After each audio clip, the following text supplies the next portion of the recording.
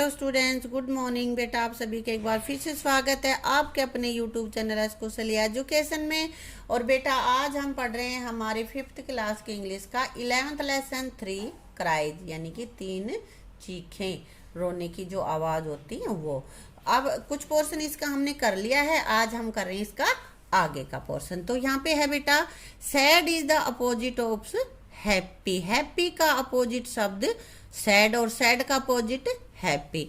तो नीचे कुछ ये वर्ड्स दे रखे हैं, इनके अपोजिट वर्ड्स तुम्हें लिखने हैं। जैसे ओल्ड का new, a few, more, hate, love, previous मतलब जो पहले हो चुका है, लेटर बाद में, एनिमी शत्रु, फ्रेंड, एक्टिव जो अभी चालू है या रनिंग में है उसको बोलते हैं एक्टिव, ये इनएक्टिव, एग्री सहमत, डिसएग्री असहमत, आइडियल मतलब यूं ही पड़ा रहे जो उसको कोई काम ही नहीं, निकम्मा, और बीजी। ठीक है, अब नीचे ये सेंटेंस दे रखे हैं, इनमें भी अपोजिट वर्ड्स भरने हैं। तो देखते हैं हम इस पे। He dash vegetable from farmer at cheaper rates and sell. तो सेल का अपोजिट लिखना है बेटा। यहाँ पे सेल मीन्स क्या होता है, बेचना।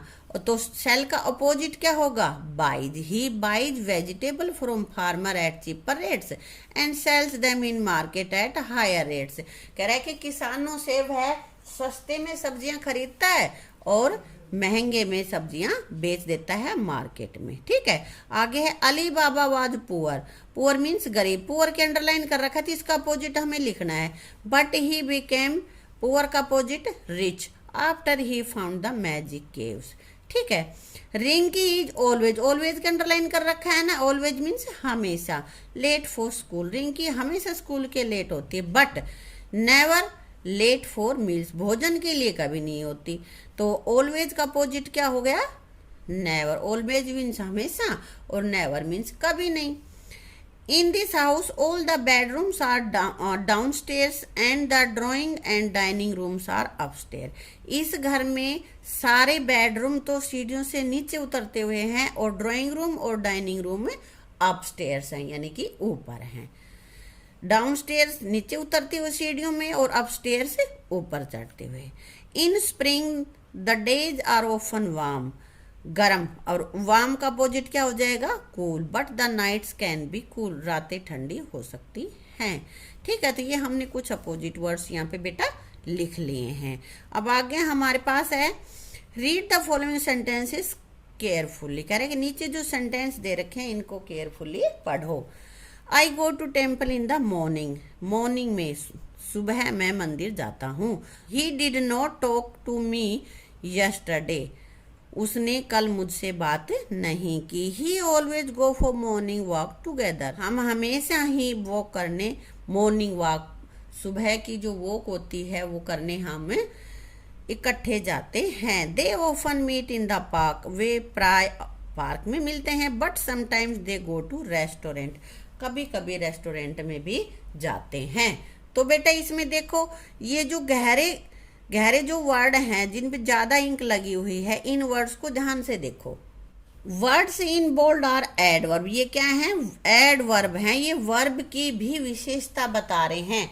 एडवर्ब क्या होता है, जो शब्द हमारी वर्ब की यानी कि क्रिया की विशेषता बताते हैं उसको हम एडवर्ब कहते हैं। लेकिन अब आगे और देखते हैं। Morning and yesterday are adverbs of time, ये एडवर्ब्स ऑफ टाइम है, समय को बताती हैं ये मॉर्निंग और यस्टरडे।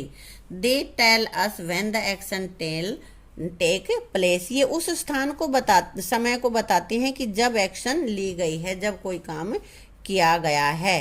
ठीक है, ये कौन से हैं, एडवर्ब ऑफ टाइम। अब आगे क्या कह रहा है, but always, often and sometimes are adverb of frequency, ये एडवर्ब ऑफ फ्रीक्वेंसी हैं। बिकॉज क्यों, they talk about how often action take place, ये वो बताती हैं कि कितनी बार ये घटना हुई है। वो तो मॉर्निंग, यस्टरडे, ये वाले तो समय को बता रही है कि कब हुई है, और ये बता रही है कि कितनी बार हुई है। ठीक है, तो अब हमें आगे ये देख लेते हैं। Following pictures to get a better idea adverb of frequency. Anil always eats oranges. Anil usually eats oranges, प्राय ऑरेंजेज खाता, कभी एक आध बार उसने एप्पल खा लिया। देखो सारे ये ऑरेंज लिखी रखी हुई है ना, और ये एक बार इसने एप्पल खाया, तो अधिकतर तो वो ऑरेंज ही खाता है। आगे, अनिल ऑफन ईट्स ऑरेंजेज, वो अभी भी कभी कभार उसने एक आध बार ये एप्पल और बनाना खाया, बाकी उसने ऑरेंजेस खाए, तो ये आ जाएगा ऑफन। अब ये ध्यान रखो कि ऑलवेज कब आएगा, यूजुअली कब आएगा, ऑफन कब आएगा। अब अनिल समटाइम्स ईट ऑरेंजेस, अब क्या तीन फ्रूट्स अलग हो गए, तीन ये हो गए, तो यहाँ पे आ जाएगा अनिल समटाइम्स, यानी कि कभी कभी ऑरेंजेस खाता है। अनिल सेल्डम ईट ऑरेंजेस, अब इसमें ये क्या है, एक ही बार ऑरेंज है, तो सेल्डम मतलब कभी बाई बहुत ही कम वो अपने ऑरेंज खाता है, एक ही बार खाए, बाकी और फ्रूट्स हैं, है ना। और अब इसमें सारे में कहीं भी ऑरेंज नहीं है, तो उसने लिख दिया अनिल नेवर ईट्स ऑरेंजेस। तो अब seldom, never, often, sometime, usually और ऑलवेज का तो मीनिंग समझ गए होगे कि कब ये प्रयोग होते हैं, ठीक है ना बेटा। तो अब हमें उनको जो पीछे दी गई हैं उन्हीं में से एडवर्ब छांट के और यहाँ पे भरने हैं। तो कह रहा है read the following sentences and underline the adverb, adverb को अंडरलाइन करना है। Now separate them as adverb of time and adverb of frequency. यहाँ पे नीचे हमें अलग अलग करनी, पहले तो हम इस पे अंडरलाइन करेंगे बेटा। She usually gets up 5 o'clock in the morning, usually प्राय उठता है, तो यूजुअली है। He always rides a black horse, वो हमेशा एक काले घोड़े पे सवारी करता है, तो ऑलवेज आ गया। शीतल समटाइम्स गोज, गोज वर्ब है ना, और इसकी विशेषता क्या है, समटाइम्स कभी कभी, तो ये समटाइम एडवर्ब है। Usha does not have much extra money so she rarely goes, goes verb है ना, और इसके आगे ये आया हुआ है रेयरली, कभी कभार, तो ये हमारा एडवर्ब, वर्ब की जो विशेषता बताता है वही तो एडवर्ब है बेटा। दे सेल्डम वॉच, वॉच वर्ब है, और यहाँ पे सेल्डम मतलब बहुत ही रेयर, कभी कभार ही, एक आध बार, तो वहां पे सेल्डम आया है, ये इसको वॉच की विशेषता बता रहा है ये। She won the best athlete award yesterday, अब कब मिला उसको अवार्ड, वन की बता रहा है, कब मिला, यस्टरडे, तो यहाँ पे यस्टरडे है, यहाँ पे adverb. I will see you soon, see को कब, मैं तुम्हें मिलूंगा कब, सून जल्दी ही, तो वर्ब हो गई ना सी, और सी की विशेषता सून। सी ऑलवेज स्पीक्स द ट्रूथ, हमेशा बोलता है, क्या बोलता है, सच, तो यहाँ पे ट्रूथ हमारी एडवर्ब है। Gopal has already done his work, homework, तो डन काम करना, किया, और उसकी विशेषता क्या है, ऑलरेडी, यानी कि पहले से ही। David never misses his breakfast, breakfast, David कभी भी ब्रेकफास्ट नहीं मिस करता, मिस वर्ब है, चूकना, और इसको विशेषता कौन सा बताया, नेवर, कभी नहीं, तो ये हमारी क्या है, एडवर्ब, जो वर्ब की विशेषता बता रहा है। अब इन्हीं एडवर्ब्स में थे जिनको हमने अंडरलाइन किया है, इनमें से एडवर्ब ऑफ टाइम इधर लिख देंगे और एडवर्ब ऑफ फ्रीक्वेंसी इधर लिख देंगे। बेटा पीछे तुमने देखा भी था कि एडवर्ब ऑफ फ्रीक्वेंसी कौन कौन सी हैं, तो यस्टरडे, ऑलरेडी और सून, ये तो है एडवर्ब ऑफ टाइम, और इधर हैं ये adverb of frequency, usually, always, sometimes, rarely, seldom, never, ये वाले। तो इनको बेटा तुम देख लेना, यहाँ से पहले खुद छांटना और फिर मेरे वाले से मैच करना कि तुमने सही किया है या नहीं किया है, ठीक है बेटा। अब बेटा यहाँ पे है परिपोजिशन भरनी आगे, तो पहले ये जान लेते हैं कि परिपोजिशन होती क्या है। Preposition are words used to show the relationship of a noun और a pronoun to another word. कह रहा है कि परिपोजिशन नाउन या प्रोनाउन की दूसरे वर्ड्स के साथ अपना संबंध बताते हैं, उसको हम परिपोजिशन कहते हैं। ये तुम पहले भी कर चुके हो, जैसे कौन कौन सी हैं, above, under, up, down, around, between, in, beside वगैरह। ये क्या, ये प्लेस, इनको हम प्लेस वर्ड्स भी कह सकते हैं क्योंकि ये किसी भी थिंग की पोजीशन को बताती हैं। तो यहाँ हम देखते हैं, देखो इन्हीं में से छांट के हमें भरना है। The students are sitting in the classroom, तो क्लासरूम के अंदर है ना, इन कब आता है, जब अंदर हो, तो यहाँ पे इन आ जाएगा। द बेबी कैम, बच्चा आया, and set her mother, mother के कहाँ बैठा है, ये पास में ही बैठा है, तो यहाँ बेसाइड आएगा। ठीक है। Those who are 18 can not take part of the competition, competition में हिस्सा नहीं ले सकते, 18 से ऊपर के ही होंगे ना, तो 18 से छोटे तो ले ही लेंगे, तो ये अबव वाला आ जाएगा यहाँ पे, above. Hold the pencil the thumb and four finger, कह रहा है कि अंगूठे और इस उंगली के बीच में, पहली जो उंगली है उसके बीच में, तो बीच का मतलब ये कहाँ पकड़ रखा है पेन, देख लो, बिटवीन है ना, दो के बीच में हो तो बिटवीन ही आता है, और दो से ज्यादा के बीच में हो कोई चीज तो अमंग आता है। ठीक है, तो यहाँ पे आ जाएगा बिटवीन। ठीक है बेटा। अब आगे है go the hill to get the temple, ये मंदिर है तो हिल के ऊपर जाना पड़ेगा तभी तो मंदिर में जाएंगे, तो अप ऊपर, हिल पे जाओ, अप आ जाएगा यहाँ पे। The kitten hid the sofa, sofa के कहाँ पे है ये किटन, नीचे छुप रहा है, तो अंडर द सोफा, अंडर आएगा यहाँ पे।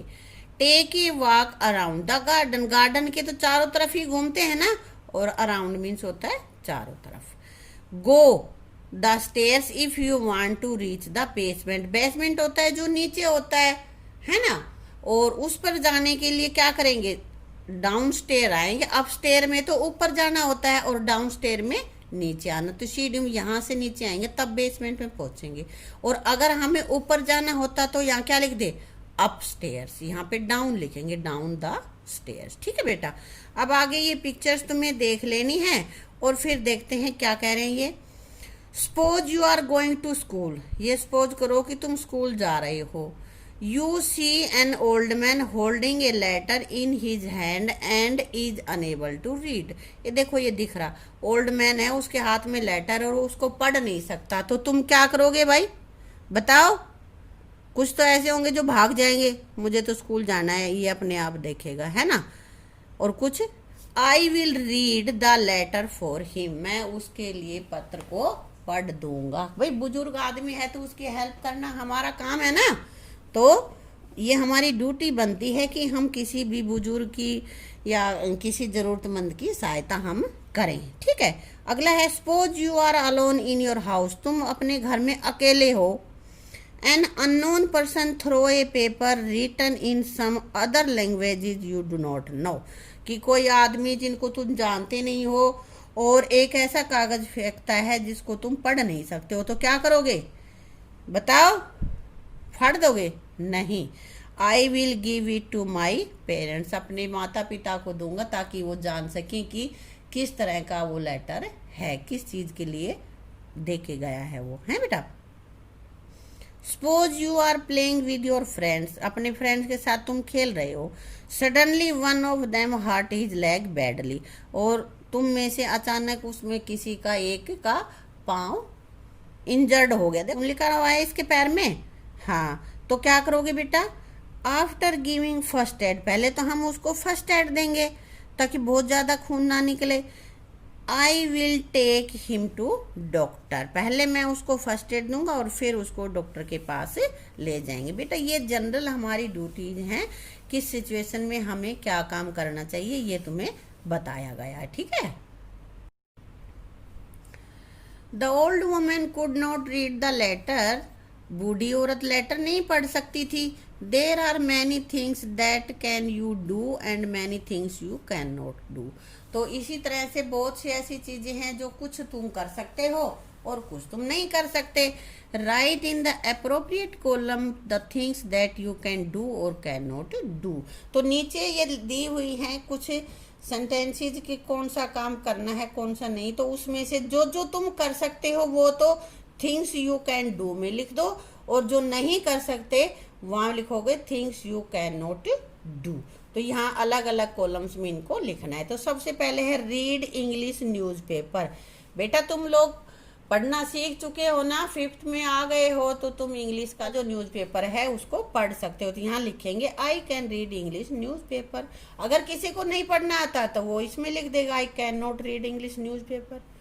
ड्रॉ ए पिक्चर, पिक्चर बना सकते हो तो इसको भी लिख देंगे draw a picture. Make a poster, poster बना लोगे? पोस्टर अभी से तुम नहीं बना पाओगे, इतना तुम्हें नहीं आता। और किसी को आता है तो वो इधर लिख लेगा। उसके बाद है इधर लिख देंगे, जिसको नहीं आता है वो इधर लिख देगा। मेक ए पोस्टर मैंने लिख दिया यहाँ पे। सोल्व पजल, पजल सोल्व करना, पजल सोल्व कर सकते हो। कुछ एक तो ऐसे हैं जो कर लेंगे तो वो इधर लिख लेंगे, जिनको नहीं आता है वो इधर लिख देंगे। ठीक है बेटा, कैन नोट वाले में। राइट ए मैसेज, मैसेज अभी तुम्हें नहीं लिखना आएगा, तो मैं अगर किसी को नहीं आता है तो मैंने तो इधर लिख दिया है message. Right A message, I can not right A message नहीं लिख सकता, इस वाले में लिखा है। अगर कोई लिख सकता है तो वो इधर लिख देगा। ठीक है बेटा। मेक ए पेपर डॉल, तो यहाँ मैंने लिखा है थिंग्स आई डू वाले में मैंने इसको लिख दिया है। स्पीक्स इंग्लिश, अभी इतनी इंग्लिश नहीं आई है कि तुम इंग्लिश में बातें कर सको, है ना, तो ये मैंने लिख दिया कैन नॉट वाले में। सिंग ए सॉन्ग, गाना गा सकते हो, तो जो गा सकते हो वो इधर लिख देंगे, जो नहीं गा सकते वो इधर लिख लेंगे। ये तुम्हारे ऊपर है, इनमें से कौन कौन से काम तुम कर सकते हो और कौन से नहीं कर सकते हो। जो कर सकते हो उसको तो इधर वाले कॉलम में लिख दो, जिनको नहीं कर सकते उसको इधर वाले कॉलम में लिखो। ठीक है बेटा। वो कभी ऐसा हुआ हो तुम्हारे साथ तो वो यहाँ पे लिख लेना। ठीक है। आगे है हमारे पास make a poster on education for all, सभी के लिए एजुकेशन, इस पे एक पोस्टर बनाना है। ये पोस्टर मैं तुम्हें अलग से बना के दिखाऊंगी क्योंकि यहाँ पे स्पेस नहीं है। ठीक है। अब देखते हैं बेटा पोस्टर। पोस्टर में लिखेंगे एजुकेशन फॉर ऑल सबसे ऊपर, उसके नीचे लिखेंगे education is all a matter of building bridge, पुल बनाने का काम करती है। Education is the foundation of future, ये भविष्य की नींव होती है। Education is a basic need for every human being, ये बेसिक नीड होती है सभी ह्यूमन बीइंग्स की। Education is a fundamental right for every human being, और सभी का ये जन्म सिद्ध अधिकार है। तो बेटा ये हमने एक छोटा सा पोस्टर बनाया है एजुकेशन फॉर ऑल के लिए। इसी के साथ बेटा हमारा ये लेसन यहीं पे कंप्लीट होता है। दोनों वीडियोस देख के पूरे लेसन को अच्छे से कंप्लीट कर लेना, उसको लर्न कर लेना और राइट कर लेना। ठीक है। Thank you.